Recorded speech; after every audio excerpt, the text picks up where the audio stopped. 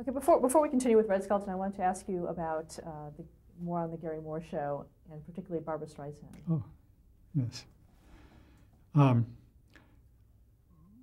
Barbra Streisand was appearing at the Blue Angel, and Kenny Welch and Mitzi were doing the music on the Skelton show, and they suggested that she come on as a guest. Well, as we all know, she has a mind of her own. She liked very much the set I did for her, which had her at a window with a little balcony with her living room behind. She liked that. She was very unhappy with what a very famous hairdresser was doing to her hair, and she didn't like her clothes and everything. And I was in the control room. Now, as I said, we did this show on tape, but we never edited it. At this point, she was appearing right across the street in some musical. I can't, the name of her husband was in it also. Was it I Can Get It For You Wholesale? I can't remember. Yes. Anyway, because of Ken Welch, Gary said, book her on the show. And she came on the show. And I was in the control room when we were taping it. We were going to finish it just in time for her to get back across the street for her show. In fact, she wasn't in the bows at the end of the show. We were doing that wonderful year, which was the year of the stock market crash. And the song was an Irving Berlin song that she was going to sing, Happy Days Are Here Again. And Kenny Welch orchestrated it for her. And I used an old set that I'd saved from Edie Gourmet, saving money, which was a bar. And she was sitting in a bar, and the waiter would pour her a glass of wine, and she'd take off a piece of jewelry and put it down, and he'd pour another glass of wine. She had no money. She still had her jewelry. And she sang her famous rendition of Happy Days Are Here Again. As I said at the end of the show, she was already back across the street doing her Broadway show and not in the final bows.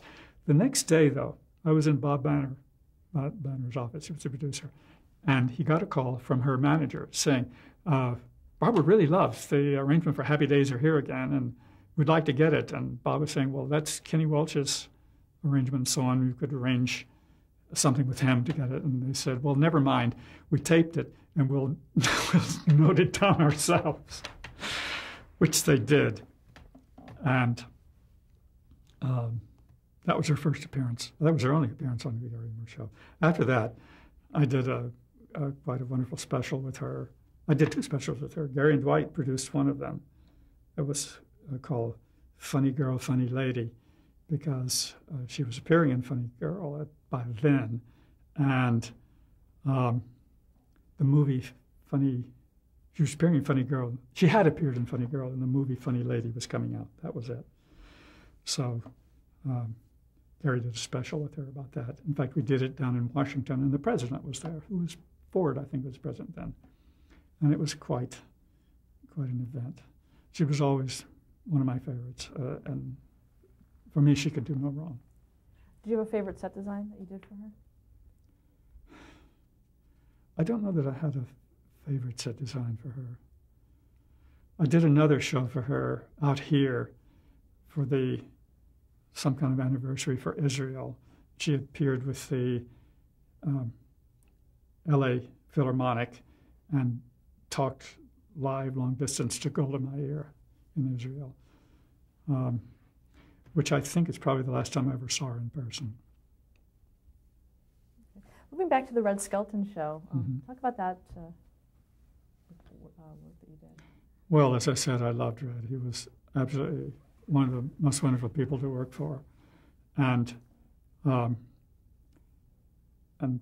actually, this is one who brought me out here, and then I began doing other shows.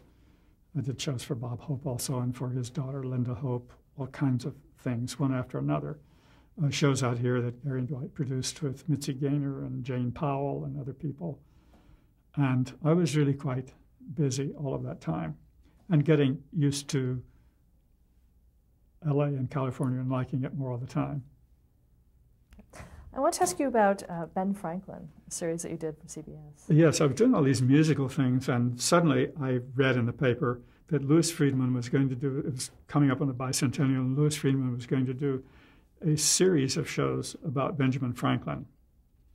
And I decided I was going to do that. So I flew to New York, called up Louis and said, I'm in town, can we have lunch? Had lunch with him. And I said, Louis, I want to design Ben Franklin. And he said, but you're known for musical variety shows and so on, and that you do it so well, and whatever he said, I don't remember, trying to flatter me. And I said, Louis, I'm going to design Benjamin Franklin for you. You owe it to me. And by the end of lunch, he agreed I was going to design Benjamin Franklin, to talk him into it. But I'd always been interested in that period of time and the architecture, the whole period. I really knew a lot about it. I'd studied. I spent hours at the American Wing at the Metropolitan Museum, and I knew that this was the show for me to do, and it was. And we did the first one, Ben's early years as a child, born near Boston, moved to Philadelphia when he was quite young. And then the next show we were supposed to tape was, and this was wintertime, was his years in France. And Louis had permission from the French government that we could go and film at Versailles. And it was good. And I'd been many times to Versailles on my own. First time in 1951. But I was really looking forward to that, and I wanted to get back to France.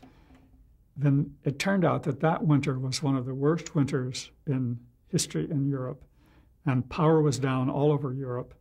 And even though the French government assured us we would have enough power, the heads of NBC, or CBS rather, decided that we had to do it here. So I wound up having to design Versailles here, over at CBS in their studios. And there's some of the biggest sets that anyone, bigger than anyone had done before that, and bigger than most people have done since, to build Versailles at CBS Studios. And, you ready? Mm-hmm. So anyway, here we are at CBS building Versailles, and some of the biggest sets that they had ever seen there. And the stagehands, when I run into them now, and other people who worked at CBS then still talk about it. It was the talk of the town. It was so big. Discovered that one end of the biggest studio was 9 inches lower than the other end, but my scenery had to all lined up. It was really strange. They didn't know that. And did you know it before no, you did it? Not till we started putting it up, and it wasn't fitting together, and I had to jack it up at one end to get it all to fit. Anyway, it was a lot of fun doing that, and as I said, it was the talk of the town. When it came time to do the one that took place in England, it was summertime or springtime or summer, and we actually went to England to do it. And I found the house that he had lived in London, which was very near the Charing Cross train station. 44, I can't remember the name of the street. It was used as offices by people who worked in advertising and so on. It had the number Craven Street. I think it was 44 Craven Street.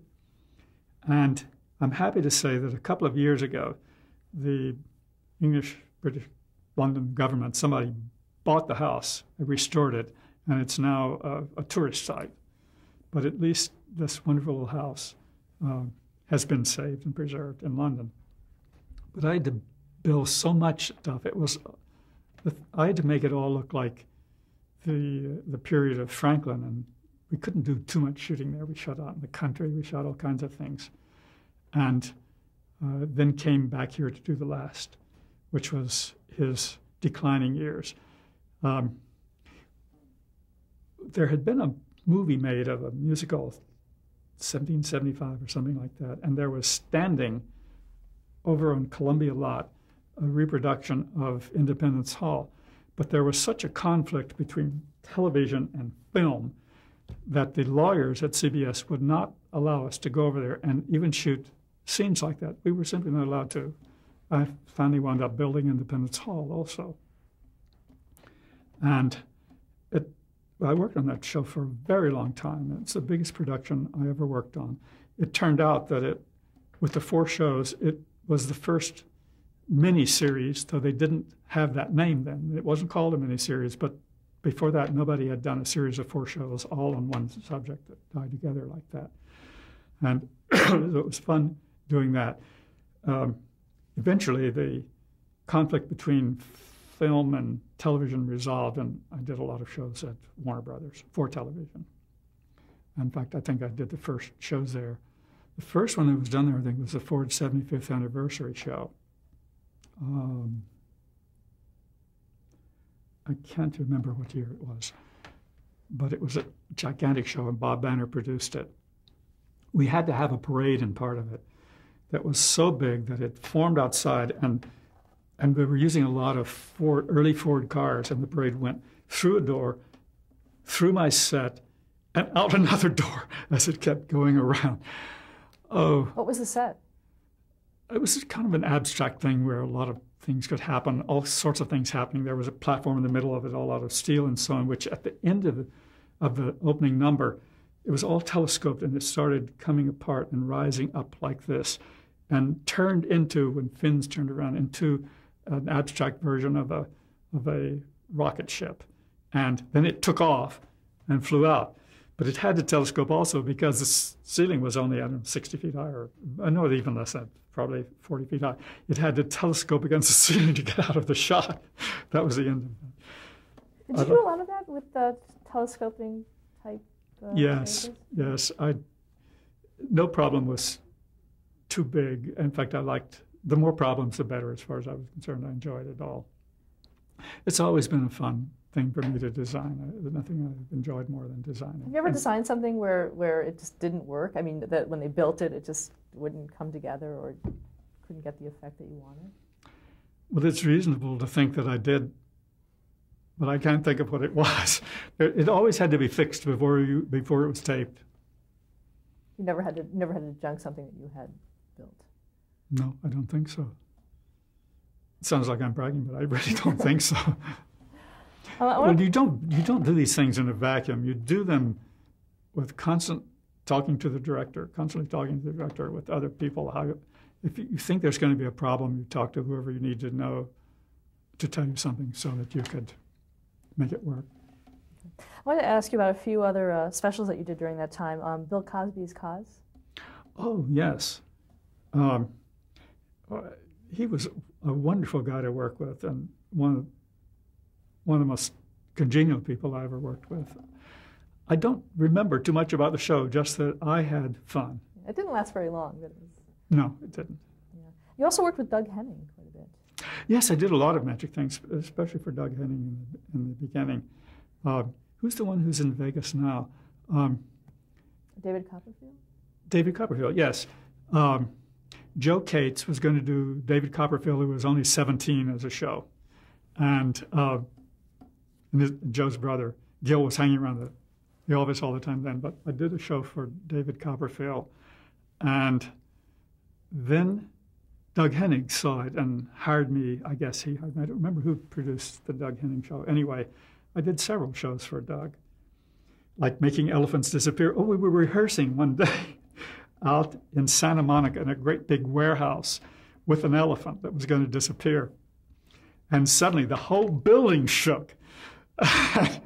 It was an earthquake.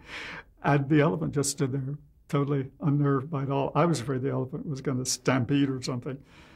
But I'd forgotten all about that. That was fun.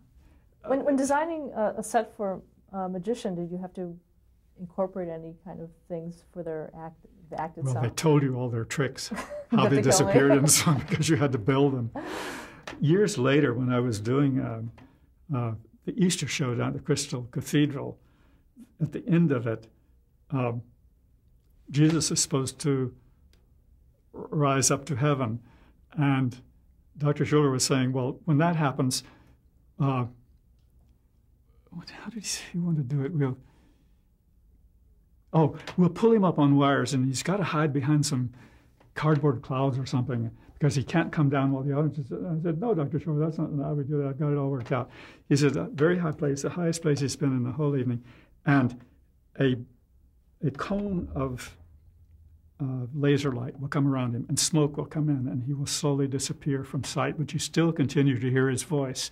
And then those great big 90-foot doors would open, and we will have dropped him through a trap door. But the doors will open, and all of the smoke will go out, like a spirit going out to the world. We didn't know if we were doing the show then. There was a presentation, and Dr. Schiller stood up and said, "Would you work on other aspects of this other than just the scenery?" And I said, "I'd be happy to."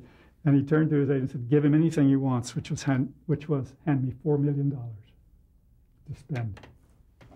So, and we still do the Easter show there. We do the Christmas show there every year. They're the nicest people I've ever worked with, and one of the happiest associations I've ever had with anyone I've ever worked with.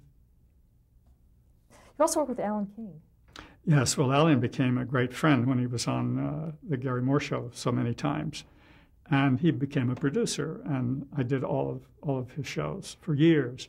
We did a show with Ethel Merman, and it was a pilot for a series which never went. I went over to meet her. It was a great thrill to meet Madame Rose.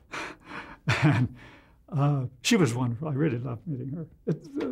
It's one of the things that's good about this job. You get to meet a lot of people that you've admired for a long time. Anyway, I said, "Well, your set's going to be your so-called living room." I said, "What color would you like the walls to be?" And she said, "I don't know." Suggests something, and said, "How about rose?" And she said, "Perfect." So we did that. The pilot didn't get on the air, though, but it was fun to do. I can't remember how many shows I did for Alan. Many, many. I also designed the 2 bar mitzvah parties for both of his sons. When I was in the hospital having a hernia operation, his wife, Jeanette, baked some cookies for me and sent his chauffeur, Dave, in the Rolls Royce to deliver them to the hospital. So we were pretty good friends. In 1981, you art directed Diana, the Diana Ross. Yes. I had always liked her very much. And she was a very easy person to get to know and to get to work with. And she liked everything I did. She did part of the show in the studio. A young kid was on, you can guess his name. And the other part of the show was from a huge stadium. And I wanted to start the show with that. There was a huge stadium out somewhere near the airport. I can't remember now. And I think it was a forum or something, I don't remember. Anyway, I wanted to start it with a helicopter shot of her on the roof of this big building, and in neon, Diana, and a shot of the helicopter going over. And then you're inside, and there are all the people there, and I wanted a double to come down on a rope. She said, no, we're not having none of that. Anyway, so you saw her on the roof with the opening credits, Diana in neon, and then you cut after a commercial inside, and she was there with the audience. But that was a lot of fun. I really liked her a lot. That was in '81. The musical variety genre had sort of gone. Yes, that was. Disappear. That was after Baryshnikov on Broadway. Did we talk about that? We talked about it earlier. Briefly, okay. I did more than one show for her. I did another musical for PBS called Working, written by Studs Terkel. Stephen Schwartz did the music. It won some kind of award, I think. In fact, I understand from a friend, you can buy it from Amazon now, I think. Something like that. Talk about that concept. Talk about what you did in terms of the design. Oh, well, from the story, it was telling people the story of all the people who work in various professions, from housewives to steel workers to anything. And it seemed to me that I could assume that we all work in a factory. Our daily job, we're in a factory. It may not be a physical factory, but we're working at a job to accomplish something, to please someone, to accomplish some purpose, and to get paid. So the basic set was the giant framework of a factory, 2 stories high. And then we moved anything we wanted to into it. And at one time it really was Barry Bostwick was a steel worker, and I had all kinds of sparks and flames and I don't know what all. It was quite an elaborate a production all told, and one of my favorite things I ever did. Did you work with Studs Terkel, director? He didn't come for that, as I remember. He wrote it. It was based on a book that he wrote, but it became a musical on Broadway, and we were really doing that musical, our version of it. You also art directed the Barry Manilow special in 1987. Yes. Going back to my early days at CBS, one of the pages who would deliver the mail every morning was this kid named Barry Manilow, who was always trying to give me music and stuff to give to our musical director, hoping to get a song or something. And I kept saying, yes, Barry, okay. So then he became Barry Manilow, the star, and hired me to do his show. It was one of the biggest sets I ever did. It filled an entire film studio. I did a whole street with cross streets. There were any number of nightclubs on the street, some of them supposedly down below street level, some of them up above. Huge crowds of people, extras walking through all the time. And then we would go into another set, which would be an interior of one of those clubs, and do a number. And it was such a massive set that it got a lot of attention. A lot of designers came over to see it. And I suppose that's why I got an Emmy for that, because everybody saw it at one time or another. You also did a lot of commercials, some very famous ones, in fact. Well, I loved doing commercials. A lot of designers could have put it down and thought it wasn't the right thing to do. I did Merrill Lynch's commercials with the bull, and I did... Well, talk about those. What were the concepts for those? But there were also Dr. Pepper and other things, too. But, well, one of my favorites that I ever did, I would suggest things to the advertising agency where we might do unusual situations where we might find a bull. And one of them was I wanted to make a giant chess board with giant chess pieces and have the bull on the board. And if he walked to 3 spots, it would be checkmate if you knew anything about chess, which I really didn't, but I realized that people who did know would know what it was. But that was the point, that the bull was in control of the situation and had won the game, so to speak. We did them everywhere. We did one supposedly in a New York apartment, and in order to look through the windows and not see the bottom of the backdrop I had outside, I raised the whole thing up about 3 feet, and all the advertising agency people were sitting around a monitor watching it, and the bull had to go up a ramp, and all he had to do was walk through this quite fabulous New York penthouse apartment, walk through it, and go out the door in the back. But the bull, like most bulls, I guess, had a mind of its own, and he was up there, and as I said, all the agency people sitting around the things right in front of it, and he decided to jump off the platform. Everybody scattered. I went up a ladder. And I remember when we first started doing those commercials, I think we did them over at Raleigh. The woman who owned the bull and rented him to us he was really not a solid red bull. He was a black and white bull, and she was dyeing him with hair coloring into this brownish red color. And the makeup artist came in and said, "You're not supposed to be doing that. I'm makeup." And she said, "Here." And he said, "Well, you can do it." Those were fun. I did a lot of commercials for Dr. Pepper. We shot one of them over at Universal in the back street there, where they had done one of the original Hunchback of Notre Dame. And this was going to be Quasimodo on the tumbrel around. And I guess it's Esmeralda comes in, and he's not asking for water. She has water, and he's saying, "Pepsi, Pepsi."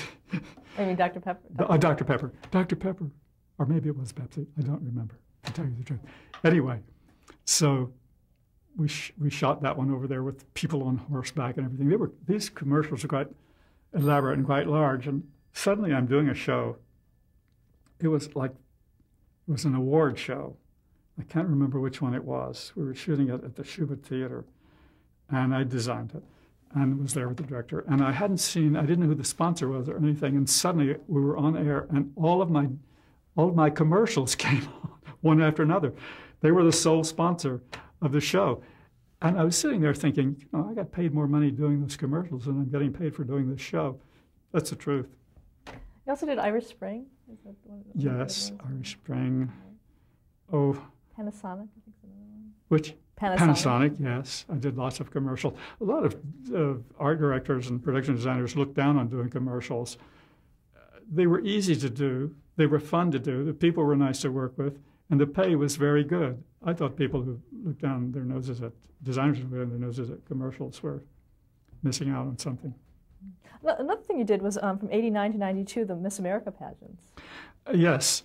The lighting designer on that was Sal Bonsignori. Was when I was doing Gary Morgenthau, he was the hot-shot lighting designer at CBS, but he remembered me, and suddenly he's doing the Miss America things, and he got the producer to call me, and I did quite a few Miss America pageants there in Atlantic City. They were fun to do. Mr. Trump was very interested in the pageant because of the girls, but he wasn't really going after any of the girls from the various states, but he was very interested in the dancers, as all of these girls, who many of them were married, were telling me he was trying to hit on me. He was very unhappy about it. But it was very nice to me, and about 3 times I flew down from my apartment in New York on 72nd Street. I would take a cab down to someplace, to a little landing field, some place along the Hudson River, and he would fly me down there in his private helicopter. That was a lot of fun. And the sets themselves? Was there... Well, I don't know what I can tell you about them. I had to have a theme for the whole show. They changed a little bit within the show, but not too much. But I was working with people I really knew from the past, from the old days, and people I liked a lot, and it was fun to do them, and it was a chance to go back to New York again. Throughout this interview, we've actually, you yourself have won 3 Emmy Awards. Yes. Can you talk a little about that? Yes, I think I've been nominated about 16 or 17 times, I don't remember, but I've won 3. I guess the first one was for Benjamin Franklin. I'm trying to remember. One of them was for Barry Manilow. I can't remember the third one. Isn't that a hoot? It was for the Birchnow on Broadway. Oh, Birchnow on Broadway, my favorite show I ever did in my life. How could I forget it? That was for Gary and Dwight. And it was Baryshnikov with Liza Minnelli. And it just was fun for me getting to end. And Dwight was such a good director to work for. He always wanted to make the scenery look good. That was his great objective, to find the right angles and so on. And I really enjoyed that show. And the Art Directors Guild did a thing to honor me at the Television Museum, a big reception and so on, and asked me what I wanted to show for them, and I chose Baryshnikov on Broadway. It was also sponsored by IBM, and there were no interior commercials, just at the beginning and the end. It was a nice thing to sit there and watch. Stop there to change the tape. Wow.